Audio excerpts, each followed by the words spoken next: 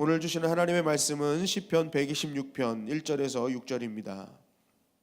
오늘 말씀의 본문의 배경은 이 바벨론에서 포로로 잡혀있던 이스라엘 백성들이 2차로 이제 이스라엘로 포로 귀환하는 그러한 모습을 담고 있는 장면입니다. 이렇게 2차로 생각지도 못한 포로 귀환이 이루어지면서 이스라엘 백성들은 너무 어리둥절했습니다. 그러나 이것을 감출 수 없었어요. 이거에 대한 너무 하나님에 대한 감사와 이 부분을 감출 수 없기 때문에 이들은 1절 하반절에 보니까 우리는 꿈꾸는 것 같았도다. 그러니까 이거 꿈꾸는 것 같이 너무 기뻤던 거예요. 그러다 보니까 2절 말씀에 그때에 그런 꿈꾸는 것 같을 때에 우리의 입에는 웃음이 가득하고 우리의 혀에는 찬양이 찼었도다. 그러니까 끊이지 않는 웃음과 끊이지 않는 찬양이 이들 가운데 있었다는 것이죠. 근데 더 놀라운 사실은 주변국까지도 사실은 놀라운 일들이 사실은 벌어졌다는 것을 감지할 수 있었다는 거예요. 그래서 혀에는 찬양이 찼었도다 하면서 그때에 문나라 가운데서 말하기를 여호와께서 그들을 위하여 큰 일을 행하셨다. 이스라엘 백성도 너무너무 기뻤는데 이 주변 나라들이 이 모습을 보면서 너무 깜짝 놀랐다는 것이죠. 놀라웠다는 것이죠. 정말 우리가 믿는 신과는 다른 하나님이, 저들이 믿는 하나님이 저들을 저렇게 만들어 주셨구나. 그러니까 이웃 나라조차도 감탄하게 하는 그러한 역사를 하나님이 만들어 놓으셨다는 것입니다. 이 말씀을 준비하면서 기도하는 기도의 제목이 생겼습니다. 오늘 이 새벽에 이 말씀을 붙드는 우리에게도 이런 하나님의 해방의 은혜가 임하게 될 줄 믿습니다. 우리를 잡고 있는 어둠의 영들, 우리를 잡고 있는 그런 아픔의 영들, 우리를 잡고 있는 고난의 영들에서 해방되는 은혜가 있기를 간절히 기도했습니다.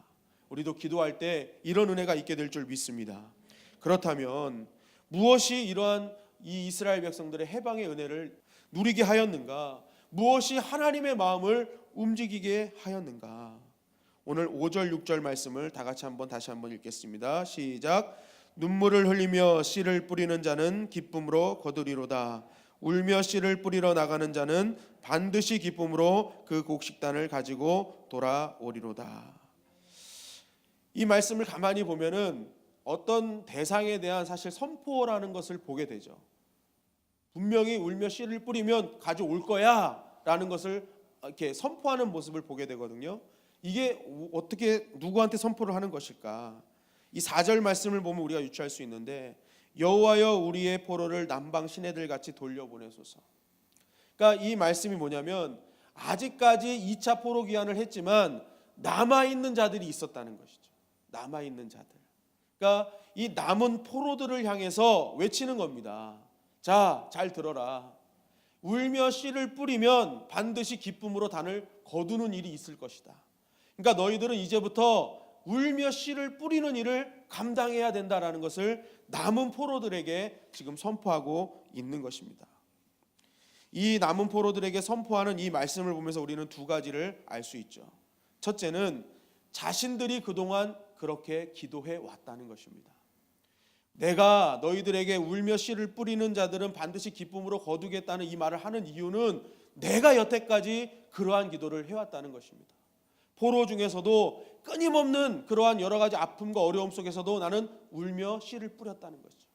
믿음의 씨를 뿌리고 기도의 씨를 뿌리고 계속 뿌려왔더니 하나님이 이제서야 기쁨의 단을 우리에게 거두게 하신 것처럼 너희들이 쉬지 않고 기도로 뿌리면, 믿음으로 뿌리면 반드시 우리처럼 기쁨의 단을 거두게 될 것이다.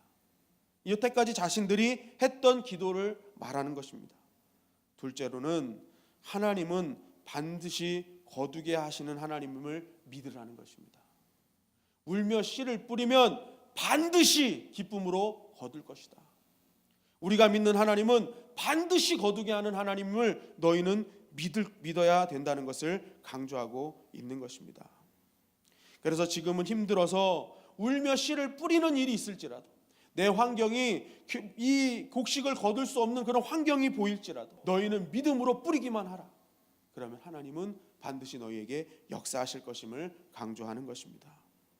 결국 이 말씀을 통해서 우리가 깨달을 수 있는 것은 믿음이란 열매를 맺게 하시는 하나님, 나의 미래를 확실히 이끌고 보장해 주실 하나님을 바라보며 걸어가는 것, 그것이 바로 믿음이라는 것이죠. 그래서 우리가 신앙생활을 한다고 할 때는 절대로 과거에만 머물러서는 안 되는 것입니다. 미래에도 나에게 역사하실 그 하나님을 믿으며 나아가야 되는 것입니다. 그런데 때로는 우리는 과거의 하나님에만 머무를 때가 너무 많이 있다는 것이죠. 많은 사람들이 침을 튀며 얘기하는 것들이 있습니다. 과거에 나의 하나님이 나에게 어떻게 하셨는지, 나를 어떻게 이끌어 가셨는지 막 자랑하듯이 간증하는 사람들이 많아요. 그런데 조금 전에 이렇게 침을 튀며 간증하는 사람들이 다시 내 삶에 환난이 닥치면요, 언제 그래나는 듯이 좌절하고 낭망하며 내 삶은 끝이야, 소망 없어 라고 얘기하면서 하염없이 울고 있는 장면을 바라보게 됩니다. 왜 그렇습니까? 그 사람은 과거의 하나님만 믿기 때문에 그렇습니다. 과거의 하나님으로만 머물렀기 때문에 그 사람에게는 소망이 보이지 않는 것입니다. 내가 믿는 하나님이 과거에도 나의 삶에 열매를 맺게 해주신 하나님을 믿고, 또 앞으로도 나의 미래에도 또 그러한 하나님의 은혜, 하나님이 곡식단을 거두게 해줄 뿐이라는 것을 믿는다면 우리는 그 상황에서도 다시 한번 일어서게 될 줄 믿습니다. 그것이 미래를 믿는 미래의 삶을 주관하실 하나님을 믿는 자의 모습이라는 거예요. 그런데 미래에도 하나님이 역사하신다는 걸 믿지 못하니까 과거에는 이랬는데 하고 그 자리에 머물러 있는 거예요. 여러분, 우리가 이 미래에도 나를 이끌어 주실 하나님을 믿는다면 우리는 다시 일어서고, 당장 일어서지 못해도 끝까지 버티는 하나님의 백성이 되어질 줄 믿습니다. 다윗이 골리앗과 싸우러 갈 때 사울왕은 다윗을 말렸습니다. 사울왕의 생각에는 골리앗과 싸워서 다윗이 이길 승산이 없음을 보게 된 것입니다. 이러한 사울왕을 향해서 다윗은 이렇게 얘기합니다. 사무엘상 17장 36절 37절입니다. 주의 종이 사자와 곰도 쳤은즉 살아계시는 하나님의 군대를 모욕한 이 할례받지 않는 블레셋 사람이리이까 그가 그 짐승의 하나같이 되리이다. 또 다윗이 이르되 여호와께서 나를 사자의 발톱과 곰의 발톱에서 건져내셨은즉 이라고 합니다. 여기서 맨 마지막에 뭐라고 합니까? 건져내셨은즉, 사자와 곰의 발톱에서 건져내셨은즉. 무슨 말입니까? 과거형이에요. 하나님이 나를 여태까지 양떼를 칠 때 사자와 곰이 있을 때 하나님이 나를 건져 주셨다. 지금까지 딱 얘기를 한 거예요. 이 다윗의 위대함은요, 건져내셨은즉 하고 마무리한 것에 있지 않은 것을 우리는 보게 되는데, 자, 과거형에서 이제 연결돼서 이렇게 얘기를 합니다. 사무엘상 17장 37절, 나를 이 블레셋 사람의 손에서도 건져내시리이다. 하나님이 예전에 사자와 발톱에서 건져내셨어요. 그러면 이 과거에 나를 도와주셨던 하나님이 이제는 이 블레셋 사람의 손에서도 건져내줘 주실 것을 나는 믿습니다. 그러니까 다윗은 과거에 역사하셨던 하나님만을 믿는 것이 아니라 오늘도 역사하실 하나님, 또 미래에도 역사하실 하나님을 간절히 믿고 있었다는 것입니다. 그러니까 다윗이 하나님께서 역사하신 이유는, 다윗의 믿음은 과거에만 머물지 않았기 때문에 그래요.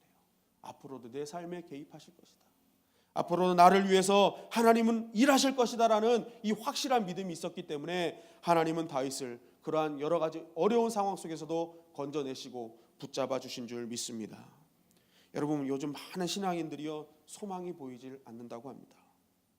왜 소망이 보이지 않겠습니까? 아직도 내가 믿는 하나님이 과거에만 머물러 있기 때문에 그렇습니다. 만약 내가 믿는 하나님이 미래에도 역사하실 하나님을 믿는다면 우리에게는 소망이 보일 줄 믿습니다.